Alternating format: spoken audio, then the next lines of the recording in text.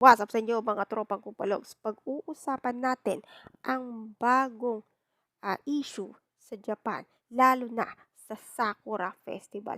Maraming matitigas, mga pasaway at hindi sumusunod sa batas about sa Japan, lalo na sa Sakura Festival or Spring Festival, ika nga sabi. Eto nga, meron daw nag-message sa akin na isang tropa at kilala natin 'yan. Siyempre hindi ko na lang sasabihin, si King FB or F King Interviews ng mga haters and supporters ko. Ngayon pa lang, binaboy pala ang Shibuya or Japan kasi nagbakasyon pala din. Pero yung pala, may kababuyan. Marami mga netizen ang nagagalit, nakakasukan itong picture.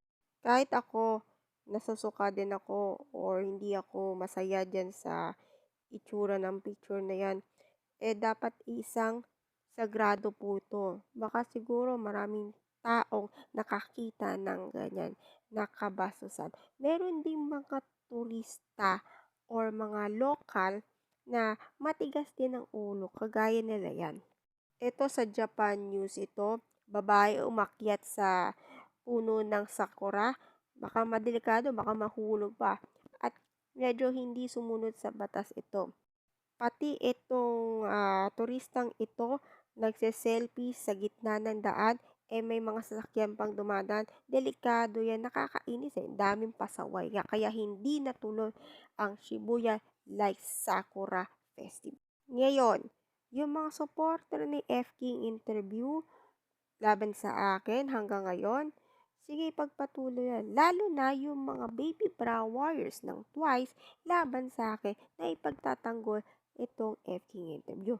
Sige, tuloy niyo po lang kasi totoo naman ang sinasabi ko, ito na yung resibo.